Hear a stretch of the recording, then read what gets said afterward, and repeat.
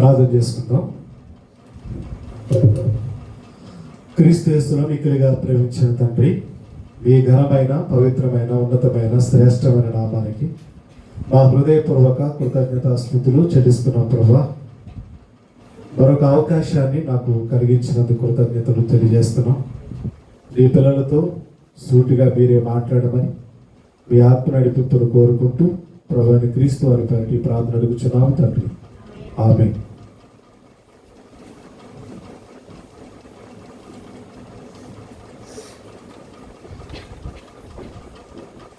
ఈరోజు ఒక చక్కని అంశాన్ని మనం తెలుసుకుందాం.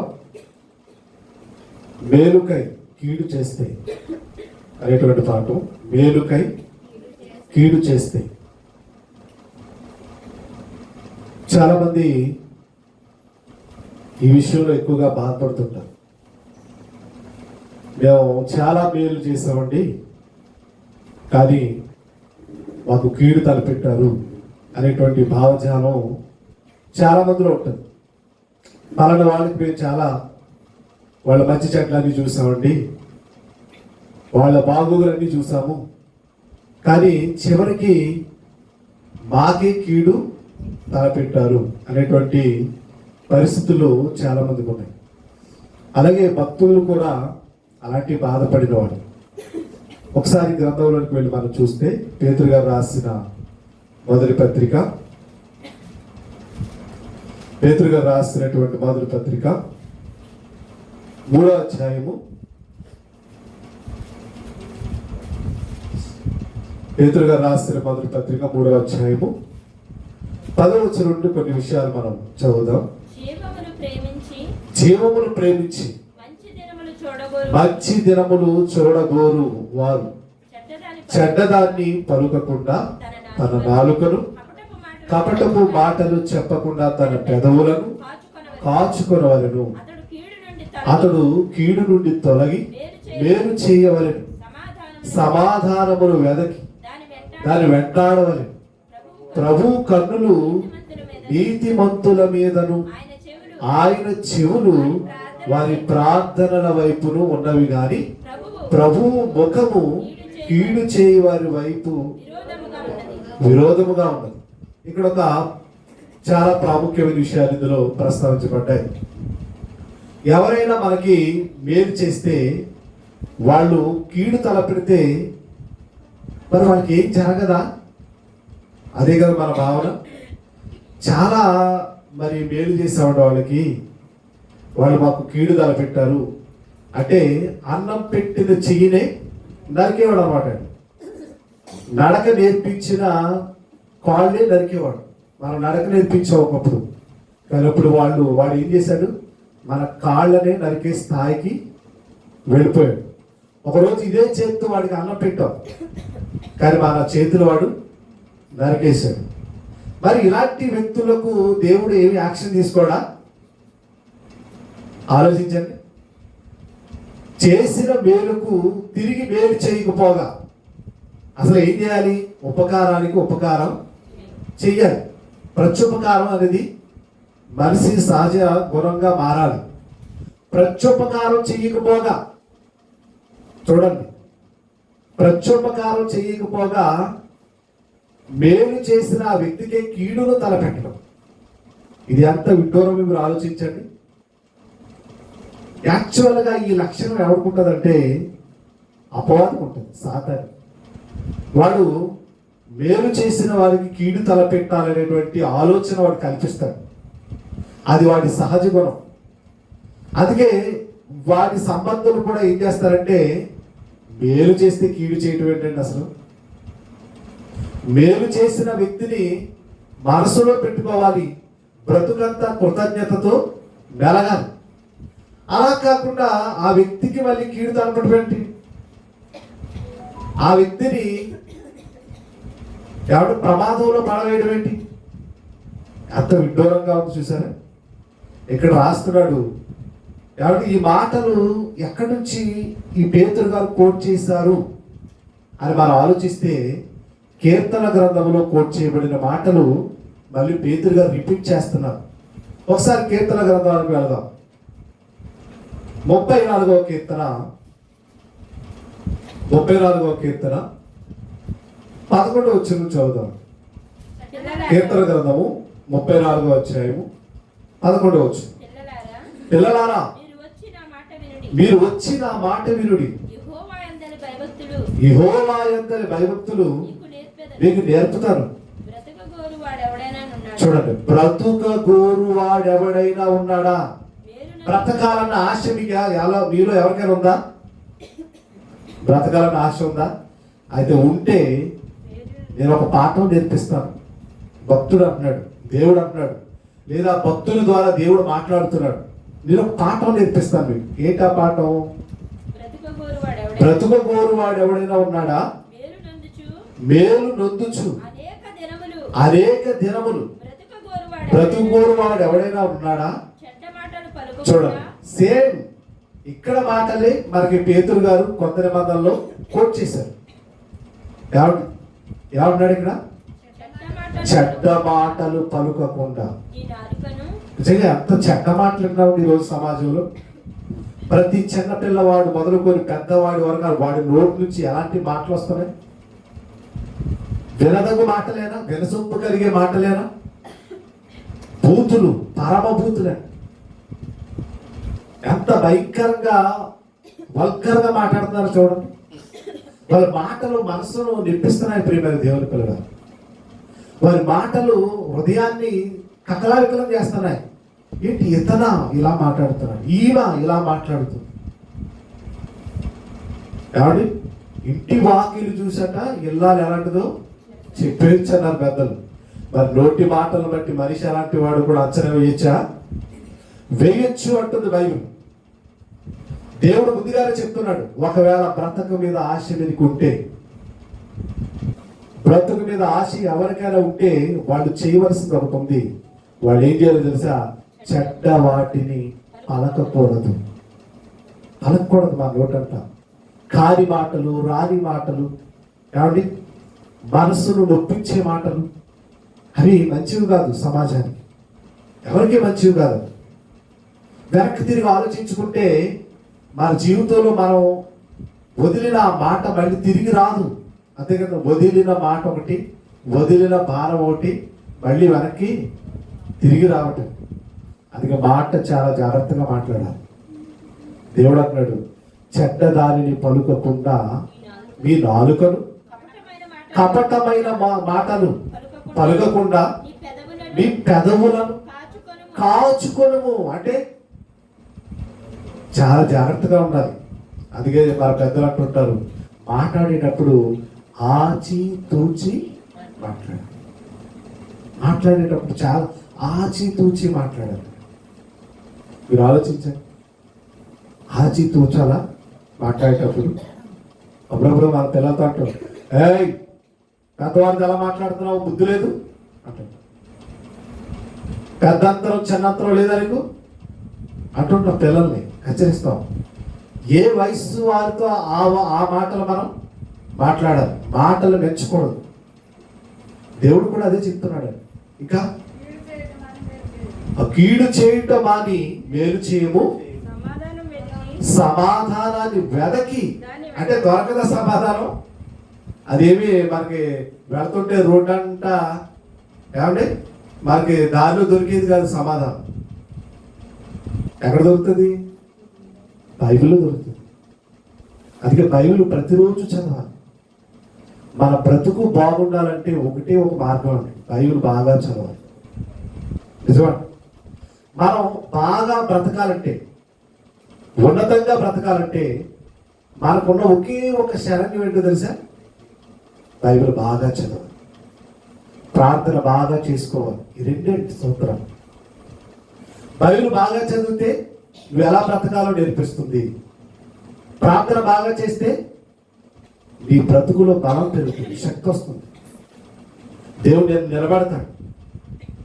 మీరు శోధనలోనికి ప్రవేశించకున్నట్లు ఏం చేయమన్నాడు? ప్రార్థన. ప్రార్థన అనేది ఒక ఆయుధం, చాలా ఇంపార్టెంట్. కొందరు ఏం చేస్తారంటే ప్రార్థన మీద ఫోకస్ పెడతారు, బైబిల్ చదవరు. మరికొందరేమో బైబిల్ చదవడం మీద ఫోకస్ పెడతారు, ప్రార్థన. ఈ రెండు కళ్ళు లాంటి వాడు. బైబిల్ రీడింగ్, బైబిల్ పరిశోధన, బైబిల్ చదవడం. అంటే బైబిల్ నువ్వు చదువుతున్నావు అంటే దేవుడు నీతో మాట్లాడుతున్నాడు. ప్రార్థన నువ్వు చేస్తున్నావు అంటే నువ్వు దేవుడితో మాట్లాడుతున్నావు. ఇవి రెండు లింక్ అయి ఉంటాయండి, ఒకదానికి ఒకటి లింక్ అయి ఉంటాయి. అంటే దేవుడు మనతో మాట్లాడడం ఎంత ముఖ్యమో మనం దేవుడితో మాట్లాడడం కూడా అంతే ముఖ్యం. అంటే బైబిల్ చదవడం ఎంత ముఖ్యమో ప్రార్థన చేయడం కూడా అంతే ముఖ్యం. చెయ్యాలండి. మీకు సమయం దొరికిన కొలది ఏం చేయాలో తెలుసా? ప్రార్థన చేయాలి. మీకు సమయం దొరికిన కొలది ఏం చేయాలో తెలుసా? బైబిల్ చదవాలి, బైబిల్ చదవాలి. మరికొన్ని మాటలు గ్రంథకర్త ఏ విషయంలో తనకి బాధ కలిగిందో, తన మేలు చేస్తే కీడు ఎలా చేశారో అన్నది దావీదు మహనీయుడు నోట మనం విందామండి. దావీదు గారు అలాంటి స్వీయ అనుభవాల నుంచి మాట్లాడారు. ఆయన అనుభవాలని రాశాడు ఆయన గ్రంథంలో. పరిశుద్ధాత్మ ప్రేరణలో తాను అనుభవించింది రాశాడు కనుక ఆయన అనుభవంలోకి వెళ్ళి మనం తొంగి చూస్తే మన జీవితంలో కూడా ఇలాంటివి కొన్ని తారసపడుతుంటాయి. ఒకసారి అవి కూడా మనం చూద్దాం. ఇదే కీర్తన గ్రంథం 35 వచ్చింది. కీర్తన గ్రంథము 35 వచ్చింది. 11వ వచనం చదువుదాం. కోట సాక్షులు లేచుచున్నారు, నేను ఎరుగని సంగతులను గూర్చి నన్ను అడుగుచున్నారు. మేలునకు ప్రతిగా నాకు కీడు చేయించున్నారు. చూడండి ఏం చేస్తున్నారట? మేలునకు ప్రతిగా ఏం చేస్తున్నారట? కీడు చేస్తున్నారు. ఎంత అన్యాయం చెప్పండి. నేను మేలు చేసిన వాడింటి కీడు చేస్తాను. మేలు చేసిన వాళ్ళకి మన పెద్దలు అప్పుడప్పుడు ఒక సామెత చెప్తుంటారు, తిన్నట్టి వాసాలు లెక్క పెట్టాడు అని. ఆలోచించండి. అంటే ఎంత సాతాను తత్వం చూడండి, సాతాను లక్షణం చూడండి. సాతాను స్వభావం ఉన్న వాళ్ళని ఇలా చేస్తారండి. వీళ్ళు సాతాను పుత్రులు, సాతాను సంబంధికులు. మేలునకు ప్రతిగా నాకు చాలా కీడు చేస్తున్నారు. నేను దిక్కులేని వాడనైతిని. వారు వ్యాధితో ఉన్నప్పుడు గోని పట్ట కట్టుకున్నాడు. పాపం దావీదు గారు ఎంత ప్రేమమయ్యో చూడండి, ఎంత సహృదయో చూడండి. వారు రోగంతో ఉంటేనటండి, ఈయన గోని పట్ట కట్టుకొని బూడిదలు కూర్చొని ఉపవాసం చేశాడండి. ఇది మేలా కాదా? ఎంత మేలండి నిజంగా. మన కొరకు ప్రార్థించేవారు మన అదృష్టం ప్రియులారా. తెలుసా మీకు? మీకోసం ప్రార్థన చేసే దైవజనుడు ఉంటాం, మీకు అదృష్టం. సంఘం అంతా దైవజనుడి కోసం ప్రార్థన చేయడం ఆ దైవజనుడి యొక్క అదృష్టం అండి. నిజం. ప్రార్థన అందుకే పౌలు గారు తన పత్రికలన్నింటిలో ప్రార్థన సహాయం కోరినట్టుగా బైబిల్ గ్రంథం ఉందో తెలుసా? చాలా పత్రికల్లో ఆయన మా కొరకు ప్రార్థన చేయండి, మా కొరకు ప్రార్థన చేయండి, మా కొరకు ప్రార్థన చేయండి, మా సేవా పరిచర్య కొరకు ప్రార్థన చేయండి అది ఈరోజు కూడా మేము అడగడానికి కూడా కారణం అది ప్రార్థన. వాళ్ళు ఆపదలో ఉంటే, వాళ్ళు రోగంతో మంచం పెడితే, ప్రభువా వాళ్ళ రోగాన్ని తీసివేయి, వాళ్ళు స్వస్థపరచు అని ఈయన ఉపవాసం ఉన్నాడంటండి. ఎలా?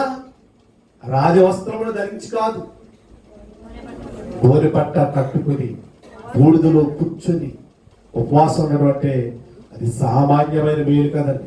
అసలు మేలంటే మనం ఏమనుకున్నామంటే ఆ రోజుకి లేని వాడికి ఒక పూట అన్నం పెడితే అది గొప్ప మేలే అది కూడా. కానీ ఇది ఇంకా ప్రత్యేకమైనది, ఇది ఇంకా ప్రత్యేకమైన మేలు. ఇలా ఎవరు చేస్తారు?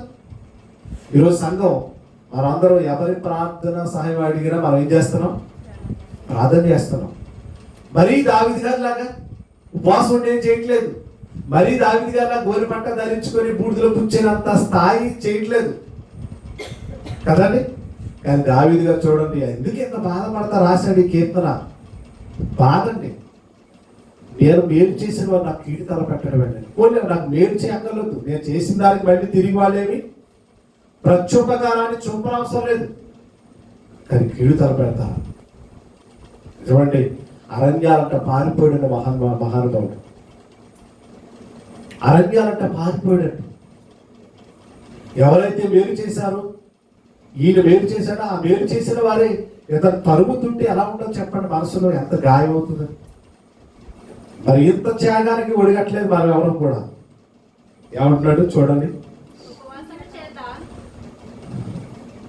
వారు వ్యాధితో ఉన్నప్పుడు గోనె పట్ట కట్టుకుంటుని ఉపవాసము చేత నా ప్రాణమును ఆయాసపరుచుకుంటుని ఆయనను నా ప్రార్థన నా ఎదలోనికే తిరిగి వచ్చి ఉన్నది.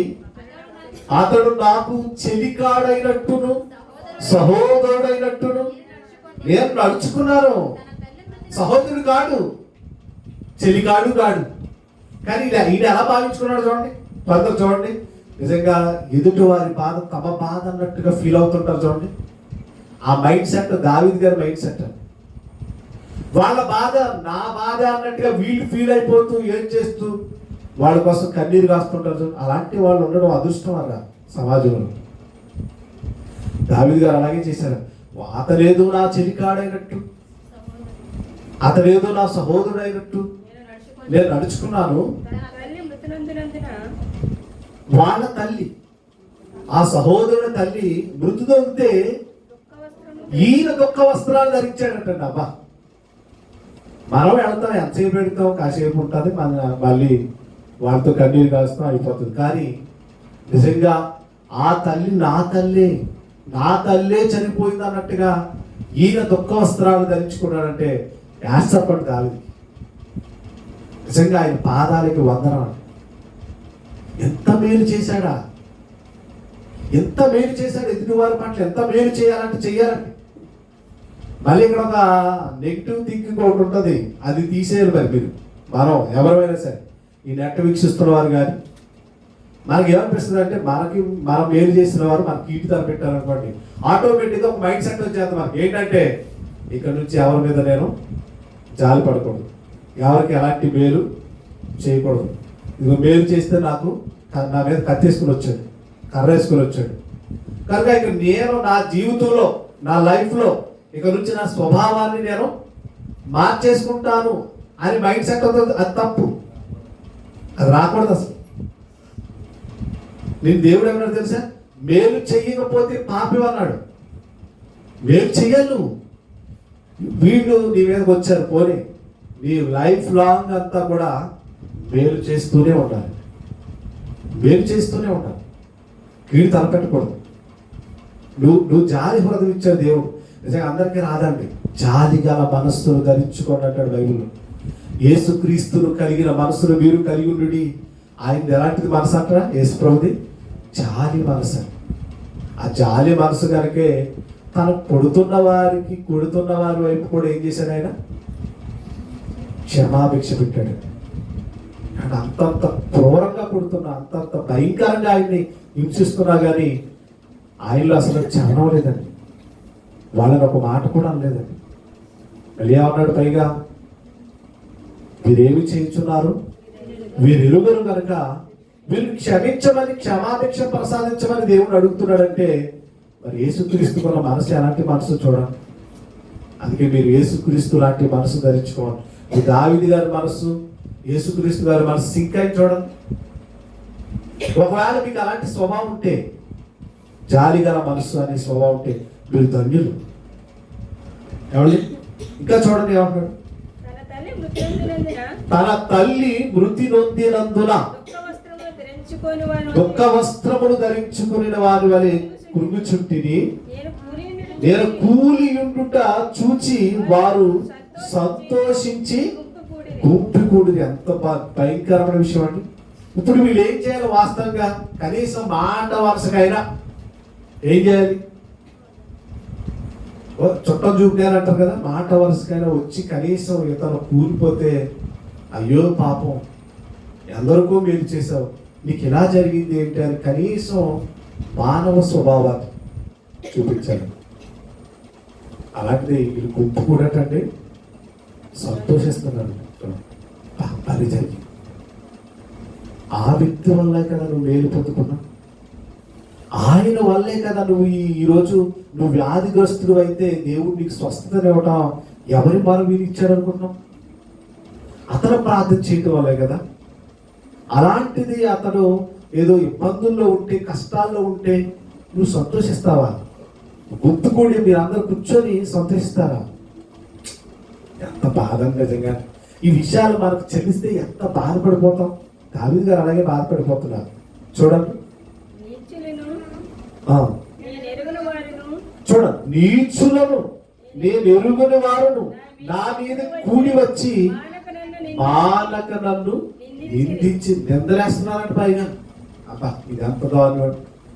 పనికిమాలోళ్ళు, ఎందుకు పనికిరానోళ్ళు, నీచులు, నికృష్టులు ఆయన దగ్గరకు వచ్చి ఆయన మీద నిద్రేస్తున్నారట. ఆలోచించారా? ఇంకా విందు కాలమునందు దోషనులాడు వదలబోతులు అని వారు నా మీద పండ్లు కొరుకుతున్నారని. పైగా ఈరేమో బాధలోను, ఇబ్బందులోను, ఇరుకులోను కూరుకుపోతే కనీసం వాదార్చడానికి రాకుండా వచ్చిన వారు ఆయనపై నిందలు వేస్తున్నారంటే ఇది ఎంత బాధ మీరు ఆలోచించారు. నిజంగా దావీదు కంటే మనం అంత కురిగిపోయే పనులు ఏమైనా జరిగినాయి మనకి? ఇప్పుడు దావీదు గారి సిచ్యువేషన్ చూస్తే మనకు అర్థమవుతుంది కదమ్మా. ఆయన లాంటి ఇబ్బందులు ఏమైనా మనకు ఉన్నాయా? అంత ఇబ్బంది పడిపోయిన పరిస్థితులు ఏమైనా ఉన్నాయా? పెద్దగా ఏమీ లేవండి. ఎంత దారుణం చూడండి. ఇంకా ప్రభువా నీవెన్నాళ్ళు చూచుచుందువు, ఓరకుందువు, వారు నాశనములు చేయకుండా నా ప్రాణమును రక్షింపుము, నా ప్రాణము సింహముల నోట నుండి విడిపింపుము. అప్పుడు మహాసమాజమును నేను నిన్ను స్తుతించేదను, బహు జనులలో నిన్ను స్తుతించేదను. చూడండి, అసలు దావీదు గారి నోట ఎలాంటి మాటలు చూడండి. ఎంత బాధపడి ఉంటే ఈ మాటలు మాట్లాడతారు చూడండి. ప్రార్థన అండి, దేవుడికి ప్రార్థన చేస్తున్నాడు. ప్రభా వాళ్ళని అలాగే వదిలేస్తావా నువ్వు?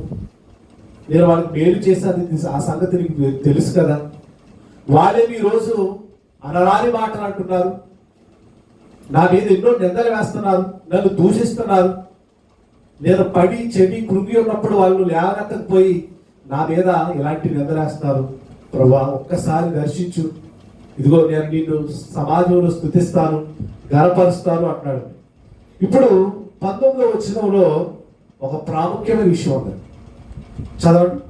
నిర్హేతుకముగా నాకు శత్రువులైన వారిని నన్ను గూర్చి సంతోషింపనీయకుము, నిర్నిమిత్తముగా నన్ను ద్వేషించు వారిని కన్ను గీట నీకుము. ఈ వచనం ఎవరికి సంబంధించిన వచనమో తెలుసా అండి? సాక్షాత్తు ప్రభు అయిన యేసుక్రీస్తు వారికి సంబంధించినటువంటి వచనం. ఇది ధర్మశాస్త్రంలో దావీదు గారు నోట ప్రవచింపబడినది. ఒకసారి దీని ప్రవచన నెరవేర్పు చూద్దాం. చూడండి, యోహాను సువార్త 17వ అధ్యాయం, యోహాను సువార్త 17వ అధ్యాయం 25వ వచనం. అయితే చూడండి, నిర్హేతుకముగా అంటే అర్థం ఏంటో తెలుసండి? నిష్కారణంగా. కారణాలు ఏముండవు కానీ నిన్ను వాళ్ళు అంటారు, కారణాలు ఏముండవు, వాళ్ళు నిన్ను బాధిస్తారు. ఎందుకు రీజన్ ఏంటి అంటే రీజన్ ఏముండదండి. వాళ్ళు నిన్ను అంటారు, నిన్ను అవమానపరుస్తారు, నేను గేలి చేస్తారు, నీ మీద నిష్కారణంగా వచ్చేస్తారు, దొమ్మిగా నీ మీదకి వచ్చేస్తారు. ఏంటి కారణం అంటే ఏంటి రీజన్? నేను ఏం పాపం చేశాను, నేను ఏం తప్పు చేశాను అని మనం అడుగుతుంటా. ఏం తప్పు చేయక్కర్లేదు, నువ్వు నిష్కారణంగా నీ మీదకి వచ్చేస్తాను. నిజంగా ఏ కారణంతో యేసు ప్రభు గారు సిలువ వేశారు చెప్పండి? ఒక్క కారణం చెప్పండి, ఒక్క రీజన్, ఒకే ఒక్క రీజన్. జీసస్ క్రైస్ట్ ఎందుకు మేము సిలువ వేశాం అనవాలండి ఎవరైనా? ఒక్క కారణం కూడా చూపించలేరు. ఒక్క కారణం మీరు ఆలోచించండి. అందుకే ప్రవచనం దావీదు గారు అనుభవం నుంచి వచ్చిన ముందుగా భవిష్యత్తు ఎరిగినటువంటి దావీదు గారు ఆ భవిష్యత్తులో జీసస్ క్రైస్ట్ గురించి ముందుగానే ప్రవచించాడండి ధర్మశాస్త్రంలో. ఈ మాట పూర్తిగా చదవండి ఒకసారి. యోహాను సువార్త 15వ అధ్యాయం 25వ వచనంలో, అయితే నన్ను నిర్హేతుకముగా ద్వేషించిరి అని వారి ధర్మశాస్త్రములో వ్రాయబడిన వాక్యము నెరవేరునట్లు ఇలాగు జరిగెను అన్నది. ఎలా జరిగింది? ఇప్పుడు ఎక్కడ చదువుకున్నాం మనం? ధర్మశాస్త్రంలోనే. ఆ ధర్మశాస్త్రంలో దావీదు గారు నోట పలకబడినటువంటి వాక్యం అది. మీరు ఆలోచించండి, ఎంత బాగుంది చూసారు బైబిల్. అంటే జీసస్ క్రైస్ట్ నమ్ముకున్న వారికి ఇలాంటి నిష్కారణమైన నిందలే వస్తాయి. కారణాలు ఏముండవు. అకారణంగా అకారణంగా అకారణంగా వాళ్ళు అనేస్తారు. అకారణంగా. పైగా ఎవళ్ళు? మనం మేలు చేసిన వారు, మన వలన మేలు పొందుకున్నవారు, మన ద్వారా ఉపకారాలు పొందుకున్నవారు. మనం మేలే చేశాం కానీ ఎప్పుడు కీడు చేయలేదు అంటున్నారు. చాలా మంది అంటుంటారు, చాలా మంది మాట వింటుంటారు. ఏమండి, నా ఉప్పు పెరిగి నేను ఎవరికి ఎలాంటి కీడు తలపెట్టలేదు, కానీ నా చేతనైతే నేను సహాయం చేశానండి, లెక్కలేని మందికి సహాయం చేశానండి, కానీ వాళ్ళే నా మీద నిద్రలేశారండి అని బాధపడుతుంటారు. మీరు ఏం బాధపడకండి, దావీదు గారికి అలాగే జరిగింది, భక్తులందరికీ అలాగే జరిగింది. సాక్షాత్తు మనం ధరించుకున్నటువంటి ప్రభు అయిన యేసుక్రీస్తు వారికి కూడా అలాగే జరిగింది. చూసారా? మనపై నిందలేసి మనకి కీడు తలపెట్టిన వారి పరిస్థితి ఎలా ఉంటుందో ఇక్కడ చెప్తున్నాడు చూడండి ఒకసారి. సామెతల గ్రంథం 17వ అధ్యాయం, సామెతల గ్రంథం 17వ అధ్యాయం 13వ వచనం చదువుతాం.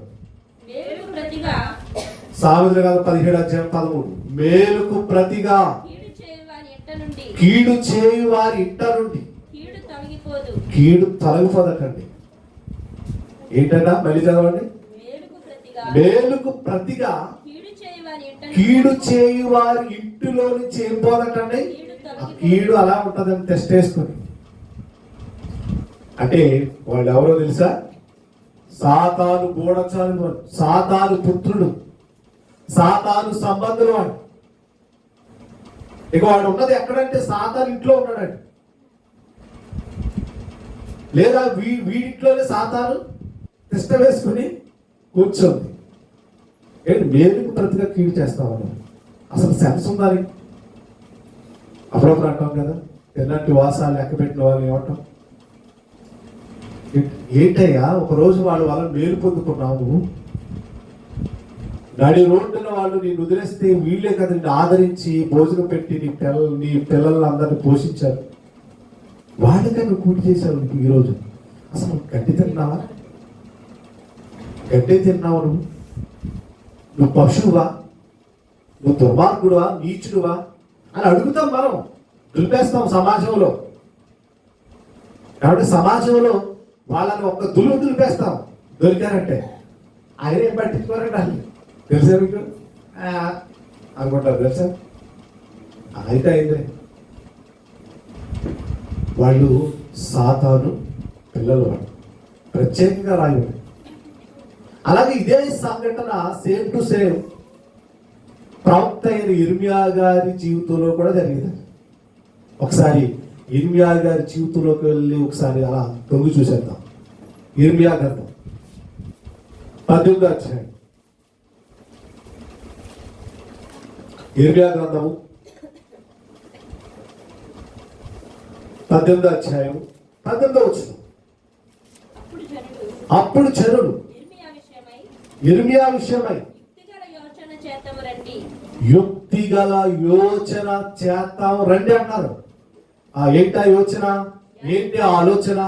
ఏంటి ఆ దురాలోచన? అంటే యాజకుడు ధర్మశాస్త్రము వినిపించక మానడు. అంటే యాజకుడు అంటే మీకు తెలుసు కదా, యాజకుడు పనేంటి, వర్క్ ఏంటి తెలీదా? ధర్మశాస్త్రాన్ని చదివి దాన్ని వినిపించడమే తన పని, దేవుని పని.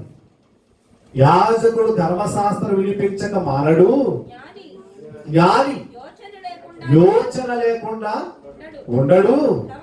ప్రవక్త అంటే ఇప్పుడు ప్రవక్త ఎవరు? ఇర్మియా గారు. ఇర్మియా గారు ఆ కాలంలో ప్రవక్తగా ఉండి వాళ్ళందరినీ ఒక త్రాటి మీదకి తీసుకొచ్చి దేవుని మహత్తు గల మాటలు వినిపిస్తున్నాడు ఆ రోజు. ఇప్పుడు వీళ్ళు ఏమని దురాలోచన చేస్తున్నారంటే, ప్రవక్త వాక్యము చెప్పక మానడు గనక ఇప్పుడు ఏం చేద్దాం, వారి మాటలలో దేనిని వినకుండా మాటలతో వారిని కొట్టుదము రండి అని చెప్పుకొచ్చున్నారట. అంటే మాటలే తోటాలుగా పేరాలి. ఇప్పుడు మనం మాట్లాడితే ఇప్పుడు ఆ ఏమైపోవాలి, ఇక వాక్యం చెప్పడం మానేయాలి. కొంతమంది చూడండి, అవతల వాళ్ళు మాట్లాడుతుంటారు, మళ్ళీ అసలు మాట్లాడేవాడు గ్యాప్ ఎవరో బాబు అంటాం మనం. గ్యాప్ ఎవరో అసలు మాట్లాడుతూ ఉంటారు. ఏమైనా అవకాశం దొరుకుతుంది ఒక్క మాట మాట్లాడడానికి మనం చూస్తాం. ఇప్పుడు వాళ్ళ ప్లాన్ ఏంటంటే, ఇప్పుడు వాక్యం మనం వినకూడదు. ఎలాగ ఈ ప్రవక్త మనకి యెహోవా వాక్యం బయలుపరచబడింది, యెహోవా వాక్కు నాకు వచ్చింది అని మన దగ్గరకు వచ్చి చెప్తున్నాడు, వెళ్ళకపోతున్నాం. కానీ ఈయన మాటలు వినకుండా మనం ఏం చేద్దాం, మనమే మాటలతో అతన్ని హృదయాన్ని గాయపరుతాం, మనసును పొడిచేద్దాం. కాబట్టి నిజంగా ఒకళ్ళు మాట్లాడుతుంటే అసలు చచ్చిపోవాలనిపిస్తుంది, అలా మాట్లాడతాం. వాళ్ళ మాట మనసును పొరక తీసేస్తుందండి. అవునా కదా చెప్పండి. సమాజంలో మనం అంటాం, అయ్యి బాబోయ్ ఆ నోట్లోనే నోరెట్టారా, అయిపోయి బాబోయ్ అంటే వాళ్ళు మాట్లాడారా మామూలుగా ఉండదు. కత్తి పోటుల వంటి మాటలు కలిగిన వారు కలర్ వారి బైబిల్ గ్రంథం రికార్డ్ చేశారు. అందుకే కొందరు మాట్లాడతారంటే అసలు మనం మనం మొత్తానికి ఈ ప్రపంచం వెళ్ళిపోవాలనిపిస్తుంది, చచ్చిపోవాలనిపిస్తుంది. అంటే మాటలతో పొంగదీసి ఇర్మియా ప్రవక్తను భూమి మీద లేకుండా చేసేద్దాం అనుకుంటారండి. ఆ మాటలు ఎవరు కనబడ్డాయి, పాపం ఇర్మియా గారు కనబడిపోయి. అప్పుడు ఇర్మియా గారు ప్రార్థన చేస్తున్నారు. 19వ వచనంలో ప్రజలు ఏమనుకుంటున్నారు, ప్రజలు ఎలాంటి దురాలోచన కలిగి ఉన్నారు ప్రవక్త ఎడల అన్న విషయం చూసాం. ఇప్పుడు దావీదు గారు ఎలా అయితే ప్రార్థన చేశారు, ఇప్పుడు ఇర్మియా గారు కూడా ప్రార్థన చూడండి ఎలా ఉందో చదవండి. యెహోవా నా మొర ఆలకించుము, నాతో వాదించు వారి మాటలు వినుము, వారు నా ప్రాణము తీయవల్లని వంట త్రవ్వారటండి. చూసారా, ఎవరికి మంచి మాటలు చెప్తుంటే సమాజానికి ఎక్కువ కదా. ఎవరైతే ఆ రోజు ప్రవక్తగా ఉండి దేవుని మాటలు చెప్తున్నాడో అతనికి వాళ్ళు ఏం చేశారటండి, గొట్ట తీశారట. గొట్ట త్రవ్విరి చేసిన మేలునకు ప్రతిగా. ఇక్కడ కూడా ఇర్మియా గారి వాదన చూడండి. ప్రభు నేను వాళ్ళకి ఏం కీడు తలపెట్టాను ఆయన, వాళ్ళకి ఏం పాపం వాళ్ళ పట్ల ఏమి పాపం చేశాను, వాళ్ళు బాగుండాలని, వాళ్ళ కుటుంబాలు బాగుండాలని, వారు రక్షణలో ఉండాలని, నీ రాజ్యం రావాలని అహర్నిశలు వారి కొరకు ప్రార్థన చేస్తూ ఎన్నోసార్లు నేను వారి పాపానికి అడ్డుపడ్డాను. ప్రభు ఈసారి క్షమించు, ఈసారి క్షమించు, ఈసారి క్షమించు అని వారు చేసిన అపరాధాలకు నేను అడ్డుపడ్డాను. అది ఎంత మేలు నిజంగా. మనం చేసిన పాపాలకు దేవుడు శిక్ష విధిస్తారంటే ఈ నెల అడ్డుపడుతున్నాడు ఇర్మియా గారు. ప్రభు ఈ ఒక్కసారి ప్లీజ్, ఈ ఒక్కసారికి ఇశ్రాయేలు ప్రజలు వదిలేవా, నన్ను నామకం చూడు. అప్పుడప్పుడు మనం కూడా అదే అంటాం కదా, నామకం చూడు, నామకం చూడు, నా మొక్కం చూస్తుంది ప్లీజ్ అని వాళ్ళ పక్షాలు విజ్ఞాపన చేస్తుంటే ఇర్మియా గారు ఇప్పుడు ఇర్మియా గారిని హతం చేయాలని, ఇర్మియా గారికి గొయ్యి తవ్వాలంటే వీళ్ళు ఎంత బరువులో చూడండి ఒకసారి చదవండి. వారికి మేలు కలుగవలని, వారి మీద చెప్తున్నాడు చూడండి, రేసం చెప్తున్నాడు చూడండి, వారి మీద నుండి నీ కోపము తప్పించుటకై నీ సన్నిధిని నిలిచి నేను వారి పక్షముగా మాటలాడిన సంగతి జ్ఞాపకం చేసుకో ప్రభు. ఒకసారి జ్ఞాపకం చేసుకో. వాళ్ళ పక్షాన కదా నేను జ్ఞాపకం చేశాను, వాళ్ళ పక్షాన వాళ్ళు గొప్పగా ఉండాలని, నీ కోపం వారి మీద నుండి మరలిపోవాలని నేను ప్రార్థన చేశాను కదా. అయితే వాళ్ళు ఎలాగా మాట్లాడుకుంటున్నారు చూడు ప్రభా అంటూ ఇప్పుడు ఏమంటాడు చూడండి. వారి కుమారులను చూడండి ఇప్పుడు చాలా హార్ష్గా ఉంటది. వారి కుమారులను శాపములకు అప్పగింపుము. శాపానికి అప్పగించే ప్రభా అంటాడు. ఇప్పుడు ఇంతవరకు రివర్స్ ఎలా ఇప్పుడు ఏం చేశాడు? శాపములకు. వాళ్ళ పక్షాన్ని విజ్ఞాపన చేశాడు, వాళ్ళ పక్షాన ప్రార్థన చేశాడు, యాచన చేశాడు, వాళ్ళ ప్రాణాల కోసం, వారి పిల్లల అభివృద్ధుల కోసం ప్రార్థన చేశాడు. ఎప్పుడైతే ఇర్మియా గారిని లేకుండా చేద్దామని వీళ్ళు ప్లాన్ చేస్తున్నారో ఇప్పుడు మళ్ళీ ప్రార్థన మార్చేశాడు ఇర్మియా గారు. నిజంగా ఇర్మియా గారు జీవితాన్ని పరిశీలిస్తే చాలాసార్లు అన్నాడు, ప్రభువా నేను నీ వాక్యం చెప్పలేను, నీ వాక్యం చెప్తున్న ప్రతిసారి నాకు తిరుగుబాటే వస్తుంది, నీ వాక్యం చెప్తున్న ప్రతిసారి వాళ్ళు నా మీద తిరగబడుతున్నాను, ప్లీజ్ ప్రభా నేను చెప్పలేను ప్రభా అంటే దేవుడు ఊరుకోలేదు, చెప్పాలి ఇర్మియా. నేను సెలవిచ్చిన మాటలు వారికి వెళ్ళి నువ్వు అక్కడే సూటిగా చెప్పగలవు, ఎందుకంటే ఇది నేను వచ్చేది అని చెప్తాను.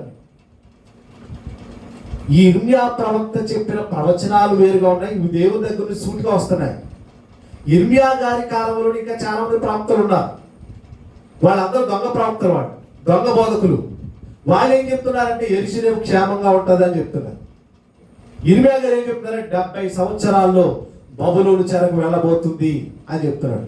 ఇదిగో ఈ యెరూషలేము మందిరం కూలగొట్టబడుతుంది, కాల్చబడుతుంది, ఇందులో ఉన్నటువంటి ఉపకరణాలన్నీ బబులోను రాజు ఎత్తుకుపోబోతున్నాడు అని చెప్తుంటే ఇతను చెప్పిన మాటలు పక్కన పెట్టి ఇప్పుడు దొంగ ప్రవక్తలు ఏం చెప్తున్నారంటే యెరూషలేము ఎప్పటికీ క్షేమంగా ఉంటుంది, ఆ బబులోను రాజు ఇక్కడికి వచ్చి ఊడిగించేస్తాడు అని తప్పుడు ప్రచారం చేస్తారు. నిజంగా దొంగ బోధకులకును సత్య బోధకులకు జరుగుతున్న పోరాటం అనేది ఇర్మియా గ్రంథం అంతా మీరు చదువుతారని కనిపిస్తుంది. ఇంకా చదవండి. ఇప్పుడు వారి కుమారులను క్షామములకు అప్పగి, క్షామం అంటే క్షేమం కదమ్మాయి, క్షామం అంటే ఏంటి? కరువునికి అప్పగించు ప్రభా అంటున్నాడు. ఖడ్గ బలములకు వారిని అప్పగించుము, వారి భార్యలు పిల్లలు లేని వారై విధవరాండ్రగుదురు, వారి పురుషులు మరణహతులగుదురు గాక, వారి యవనులు యుద్ధములో ఖడ్గము చేత హతులగుదురు గాక, నన్ను పట్టుకొనుటకు వారు గొయ్యి త్రవ్విరి, నా కాళ్ళకు ఉరులొగ్గిరి, వారి మీదకి నీవు ఆకస్మికముగా దండును రప్పించుట వలన వారి ఇండ్లలో నుండి కేకలు వినబడును గాక. యెహోవా నాకు మరణము రావాలని వారు నా మీద చేసిన ఆలోచన అంతయు నీకు తెలిసే ఉన్నది, వారి దోషములకు ప్రాయశ్చిత్తము కలుగనీయకుమంటున్నారు. వాళ్ళు చేసిన ఈ అపరాధానికి ప్రవక్తని లేపేయాలనుకుంటారు కదా వీళ్ళు, దేవుని సేవకుడినే లేకుండా చేయాలనుకుంటున్నారు కదా, నీ వాక్యాన్ని ప్రకటిస్తున్న నన్ను భూమి మీద లేకుండా చేయాలనుకుంటున్నారు కనుక ప్రవక్త అన్నాడు, ఏమన్నాడు? వారికి ఎలాంటి ప్రాయశ్చిత్తం నువ్వు అంటే వాళ్ళు చేసిన అపరాధానికి వాళ్ళకి శిక్ష పడాలి అంటాడు. నీ సన్నిధి నుండి వారి పాపము తుడిచివేయకము, వారు నీ సన్నిధిని త్రొట్టిల్లుదురు గాక, నీకు కోపం పుట్టు కాలమున వారికి తగిన పని చేయము. ఆవేదన ఏంటి? మేలు చేస్తే కీడు చేస్తాము. వాళ్ళు నీ కొరకు ప్రార్థించారయ్యా, ఉపవాసం ఉన్నారు, అహోరాత్రులు నీ కోసం విజ్ఞాపన చేశారు, వాళ్ళు నీ కోసం మేలు చేస్తే కీడు తల పెడతావా? అంత దారుణమైన విషయం అండి. ఇప్పుడు కొత్త నిబంధనలో మరొక ఆయన మనకు తారసపడతాడు. ఆయన కూడా చాలా బాధ కలిగి ఒక సంగతి రాస్తున్నాడు. ఆయన కూడా అలాగే కీడు తల పెట్టారు. ఆయనే అపోస్తలుడైన పౌలు. తిమోతికి రాసిన 2వ పత్రిక 4వ అధ్యాయం. తిమోతికి రాసిన 2వ పత్రిక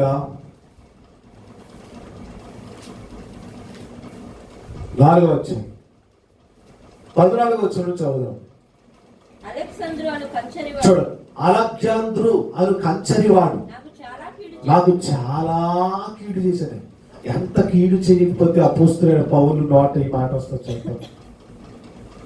వాడి పేరు కూడా చెప్తున్నాడు, మెన్షన్ చేస్తాను. అలెగ్జాంద్రు అతని పేరు. అలెగ్జాంద్రు అనే ఒక కంచరి వాడు నాకు చాలా కీడు చేశాను. అతని క్రియల చొప్పున ప్రభు అతనికి ప్రతిఫలం ఇస్తాడు.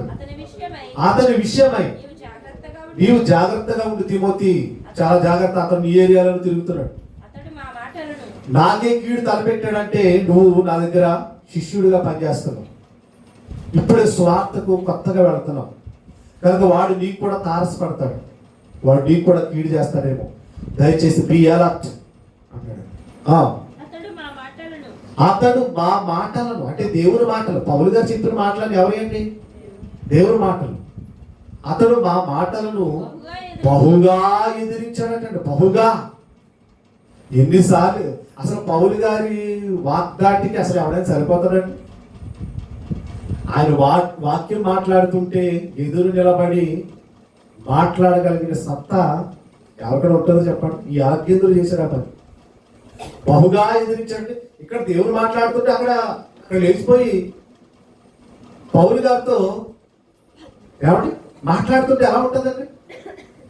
పౌలు గారు చెప్పిన వాటికి అడ్డంగా చెప్తే ఎలా ఉంటుంది చెప్పండి? ఇప్పుడు నేను మాట్లాడుతున్నాను, దేవుని మాటలు ప్రకటిస్తున్నాను, మీరు లేచిపోయి అది అలా కాదు, ఇంకో చోట ఎలా ఉంది, ఇంకో చోట అలా ఉంది, ఇక్కడ అలా ఉంది అంటే ఇక్కడ నాకు అలా వాక్యం వస్తుందా? నేను మాట్లాడగలనా? దేవుని మాటలు ప్రకటిస్తున్నటువంటి అపోస్తులైనటువంటి పౌలు గారికి కాబట్టి ఈ యొక్క అలెగ్జాంద్రు ఆ వ్యక్తి చాలా కీడు చేశాడు, బహుగా ఎదిరించాడట. అప్పుడు పౌలు గారు ఏం చేశారో చూడండి ఒకసారి. నేను మొదట సమాధానం చెప్పినప్పుడు ఎవడును నా పక్షముగా నిలువలేదు అంటే, మీరు ఆలోచించండి, దేవుని మాటలు చెప్పడానికి వచ్చాను అనుకోండి, మీరు ఎవరు నా పక్షాన్ని నిలవకుండా ఎవరికా లేచి వెళ్ళిపోరు అనుకోండి, అది నా పరిస్థితి ఏమైపోతుంది చెప్పండి? దేవుని పక్షాన్ని నిలబడి దేవుని మహత్తు గల ఈ జ్ఞానాన్ని ప్రకటిస్తుంటే ఆయన పక్షానికి ఎవ్వరు నిలబడలేదంటే, ఎవ్వరు మాట చూడండి. మొదట నేను సమాధానం చెప్పినప్పుడు ఎవరు కూడా నా పక్షాన్ని, అంటే దీని ఈ ఎఫెక్ట్ ఎక్కడది? ఎవరు ఈయన పక్షాన్ని నిలబడకపోవడానికి గల కారకుడు ఎవరు? అలెగ్జాంద్రు ఏం చేశాడు? విషబీజాలు నాటేశాడు, విషబీజాలు నాటేశాడు పౌలు గారి మీద. పౌలు గారు బోధ వినకండి, పౌలు గారిని వెంబడించకండి, పౌలు గారు చెప్పేవన్నీ అబద్ధ బోధలు, పౌలు గారు మాటలు అసలు మీరు పట్టించుకోకండి, అసలు ఆయన బోధ వినకండి, మీరు వచ్చేయండి అని వాళ్ళందరినీ ఇంటింటికి తిరిగి వాళ్ళందరినీ హృదయాలు పాడు చేసేటండి ఈ అలెగ్జాండర్. నిజంగా అంత కీడు చేసి ఉంటే ఆయన తన పేరు మెన్షన్ చేసి మరి గ్రంథంలో రాయించారంటే మీరు ఒకసారి ఆలోచించండి. చూడండి ఎంత మాట అండి ఇది అసలు. పౌలు గారు ఏమన్నది? ఈ విషయాలన్నీ కూడా ఆయనకి నేరంగా ఎంచబడకూడదు. ఎంత ప్రేమ అనేది పౌలు. ఎంత కీడు చేసిన వాడిని ప్రేమిస్తున్నా అంటే, మేలు చేసినా వాడు కీడే తలపెట్టాడు. నిజంగా అలెగ్జాంద్రు గురించి ఎంత ప్రార్థన చేస్తుంటాడు పౌలు గారు అతని మార్పు కోసం. ప్రభువా అతను కూడా మారాలి, అతని హృదయం తెరుగు తండ్రి, అతని హృదయాన్ని మార్చిన ఆయన అని ఎన్నిసార్లు పౌలు గారు అతని కోసం ప్రార్థన చేస్తుంటాడండి. ఇప్పుడు కూడా ఏమంటాడంటే, ఇదంతా ఎంత కీడు చేసినా కానీ ఇది అతనికి నేరముగా ఎంచబడకుండును గాక. అయితే నా ద్వారా సువార్త పూర్ణముగా ప్రకటింపబడు నిమిత్తములు అన్యజనులందరూ దాని విను నిమిత్తమును ప్రభువు నా ప్రక్క నిలిచి నన్ను బలపరిచను కనుక నేను సింహము నోట నుండి తప్పింపబడితే. అంటే ఏంటి? ఏం ప్లాన్ చేసి ఉంటాడు ఇప్పుడు ఈ మాటను బట్టి అలెగ్జాంద్రు? మర్డర్ ప్లాన్ చేసినటువంటి అలెగ్జాంద్రు ఎవరిని చెప్పడానికి? పౌలు గారు. పౌలు ఏం చేశాడు? వాక్యం ప్రకటిస్తున్నాడు. వాక్యం ప్రకటిస్తే ఏమైంది? అనేకుల హృదయాలు తెరవబడి ప్రభువు వద్దకు వస్తున్నారు కదా, నీకేమైంది? నిర్నిమిత్తముగా నిష్కారణంగా. ఏ కారణాలు ఉండవు నాకు, కొట్టడానికి ఏమి కారణాలు ఉండవు, చంపడానికి ఏమి కారణాలు ఉండవు. అంటే ఎంత మర్డర్ ప్లాన్ చేసి ఉంటాడు చూడండి. అమ్మో, ఊహిస్తేనే నిజంగా అలెగ్జాంద్రు చేతులు పౌలు గారు చనిపోయింది. ఈ పత్రికలన్నీ ఎవరు రాసుంటేవారు? నిజంగా కొత్త నిబంధన 27 పుస్తకాల్లో ఎక్కువ పుస్తకాలు ఈయనే రాశాడండి మహనీయుడు పౌలు గారు. అసలు ఏమైపోవాలి అసలు? అందుకే ఇక్కడ ఆ మాట అన్నాడు, ప్రభువు నా ప్రక్క నిలిచి నన్ను బలపరిచెను, సింహము నోట నుండి నన్ను తప్పించాను. అంటే పెద్ద ప్లానే వేశాను అనమాట. అమ్మో, అదే ఊహించడానికే భయంకరంగా ఉంటుంది. ప్రభు ప్రతి దుష్కార్యము నుండి నన్ను తప్పించి తన పరలోక రాజ్యమును చేరునట్లు నన్ను రక్షించును, యుగ యుగములకు ఆయనకు మహిమ కలుగును గాక. ఆమేన్. What a wonderful time. ఆలోచించండి. కనుక ఒకవేళ మనకి ఎవరైనా మనం ఏది చేస్తే కీడు తలపెట్టాలి, మీరేం టెన్షన్ పడకండి. వారి ఇంటి నుండి కీడు తొలగదన్నాడు, కానీ వాళ్ళు సాతాను పుత్రులు అన్నాడు. దేవుడు వారిని చూసుకుంటాడు. దేవుడు వారిని వాళ్ళకి విధించవలసిన శిక్ష, వాళ్ళ క్రియలకు సంబంధించిన ప్రతిఫలం వారు పొందుకుంటారు. కనుక మనం మాత్రం మేలు చేస్తూనే వెళ్ళాలి. మన లైఫ్ అంతా మేలు చేసిన వారు మన మీద తిరుగుబడిన, మేలు చేసిన వారు మన మీద నిందలు వేసిన, మనం మాత్రం మనకు దేవుడి ఈ జాలి హృదయాన్ని, ఈ ప్రేమగల తత్వాన్ని విడిచిపెట్టకుండా మనం అందరి ఎడల మేలు చేయడానికి ఆలోచన కలిగి ఉండాలి. ఓకే అండి.